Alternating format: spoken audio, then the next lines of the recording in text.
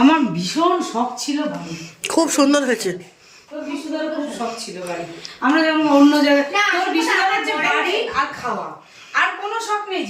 ভালো তো, বাড়ি আর খাওয়া। আমার বাড়ি কি বলছো, ছেলেদের শখ না থাকলে হয় না। হ্যাঁ, পুরুষ মানুষের, ও আমাকে ভাষণ ঝাড়ে তোমার জন্য করেছি, আমি বলি তুমি কখনোই আমি মানবো না, পুরুষ মানুষের শখ না। একদমই তাই, পুরুষ মানুষের শখ না থাকলে কিচ্ছু হয় না। অনেকদিন পর এসেছি আজকে একটা পুরোনো বন্ধুর বাড়ি, খুব ছোটবেলার বন্ধু। আমরা তিনজনা খুব মজা করছি, গল্প করছি, আনন্দ করছি। আজকে সারাদিনটা খুব সুন্দর করেই কাটালাম। আর এখন থেকে আমি আমার ব্লগটা শুরু করলাম। দেখেছেন কি সুন্দর ঘরটা করেছে। ওর ঘরটা আমার প্রথম থেকে খুব পছন্দের ছিল, তা দেখা হয়নি সেইভাবে।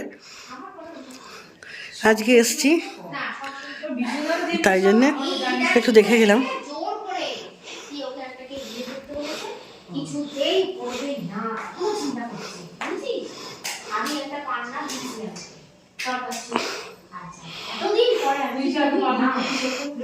দেখুন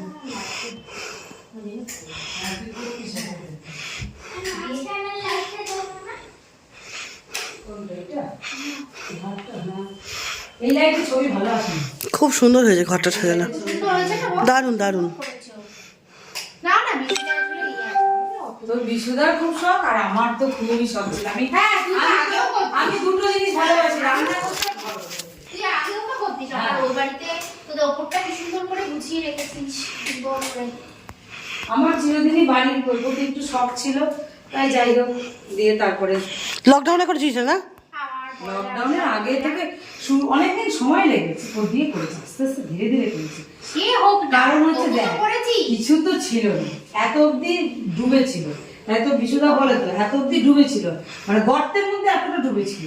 তারপরে আর সেই গর্ত বুঝিয়ে ওপর উঠতে সময় তো লাগবে, 100 তো ঠিকই, সময় তো লাগবে। আর আমি কোনো ঠিক আছে, কোনো ব্যাপার না, সময় নিয়েই করা কোনো ভালো। সময় তাড়াহুড়ো করি না, যেটা যায় হয়। শোন একটা কথা, যা হয় এটা বড় কথা, নিজের চেষ্টা, এটাই নিজের চেষ্টা। কোথা থেকে কিভাবে কি হয়েছে। হ্যাঁ, আমি আরো তো এই জন্য আমি না আগে আগে না খুব মনে হতো কি বলতো, দেখবি মেয়েদের শ্বশুর বাড়িটা হচ্ছে মেয়ে, সে যেখানেই থাকুক, আগে আগে খুব মনে হতো ওটা একটা স্বপ্ন, যে এখানটা আমি করবো, এটা করবো, তাই করবো, বাইরেটা খুব সুন্দর করে গেট বানাবো।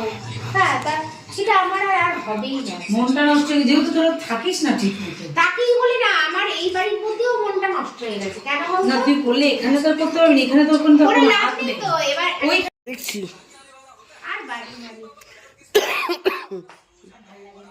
এবার অপরূপ যদি ঘর তোমার মনে হয় ঘাটতে বলে যাচ্ছি। ধর কোনো আমাদের প্রায় নিমন্ত্রণ আছে, যেহেতু এই যে কমিটি থেকে এই শ্রাদ্ধ এটা ওটা সেটা প্রায় নিমন্ত্রণ। এবার সবাই বলে নিমন্ত্রণ না, আজকে তো রান্না করতে হচ্ছে না, পাড়া তো দেরি হলো কেন। তো এই আরে থাক, তোমার বাড়ি একটুখানি আমি জানি যে আমি না থাকি বন্ধু বান্ধবরা আসে, এবার এসে ওরকম ধুলো দেখবে। আমার একদিন অন্তর প্রতিদিনই মুছি, ধুলোগুলো মুছি, একদিন অন্তর মুছি। এইবার কোনো একটা কারণে না, তোর এত শোকিস তো, তোকে একদিন অন্তরই করতে হবে। হ্যাঁ, একটা কথা বলি, ওপরটা একদিন করে নিচটা একদিন করে। এখানে কি ছেড়ে দিয়েছে, ছেড়ে দিয়েছে। আজকে আমি আমার বান্ধবীর সাথে এক বান্ধবীর বাড়িতে গেছিলাম, সেখানে খুব মজা করলাম, আনন্দ করলাম, চুটিয়ে একটা দিন, সত্যি ভালো লাগার মতন। আর মন খুলে গেল, মন পরিষ্কার হয়ে গেল, এত ভালো লাগলো যে মনে হচ্ছে যেন এভরিডে করি। জানি কোনো দিনই কোনো জিনিসই প্রতিদিন ভালো লাগে না, অনেক দিন পর দেখা হলো তো, ওই জন্য এই চামটা ছিল, খুব ভালো লাগলো। আর বিরিয়ানি খাইয়েছিল, বিরিয়ানিটাও খুব সুন্দর হয়েছিল, বুঝলি। যদি দেখিস আমার ব্লগটা দেখিস তাহলে তোর বিরিয়ানিটা সত্যি খুব ভালো হয়েছিল।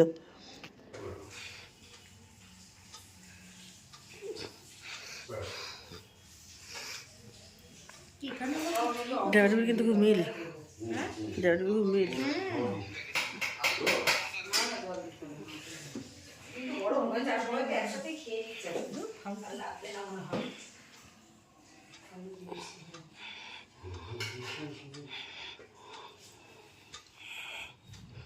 এই রে এগুলো হালকা সেদ্ধ। কি রে, তুই তো রিভিউ দিলি না, কেমন হয়েছে খেতে? ভালো, দারুণ হয়েছে।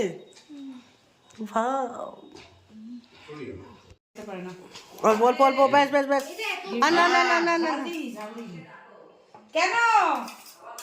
হ্যাঁ, তুই আসবি তবে তো খাবারটা দেবো বাবা। ও ছেলেকে দিয়ে দে, তুই আমাদের আগে দিলি কেন? স্নান করতে ঢুকেছে। আরে এইগুলো না, ও বাথরুমে খাবার দাও। এইগুলো আমার একদম ভালো লাগে না। না না, হ্যাঁ এখানে মজা সাবান আর স্কচব্রাইট নিয়ে তুই দেখ কেমন ন্যাকড়া নিচ্ছি, দেখ বাচ্চাদের মতো, বাচ্চাদের খাওয়া দেখলে সে কেমন ন্যাকড়া নিয়ে আমরা বসি না। না না আমাকে এটা বলতে দিও না। দেখ ওর কেমন খিদে পেয়েছে, কিচ্ছু বলছে না। দেখ খাও খাও শোনো বাবা, বাবা খাও খাও মাছি মাছি খাও, তুমি খাও। কি আবার কেমন তাকাচ্ছে দেখ। কি কেমন লাগলো আজকের দিনটা?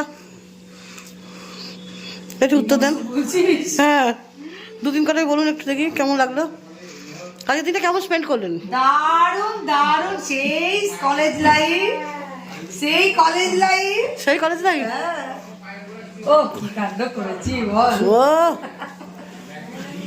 সত্যি কথা, বিশাল মজা। হ্যাঁ খুব মজা হলো, সত্যি কথা। বহুদিন পর দেখা হলো তোদের সঙ্গে, বহুদিন পরে আসলি, খুব ভালো লাগলো। দেবো সেইটা।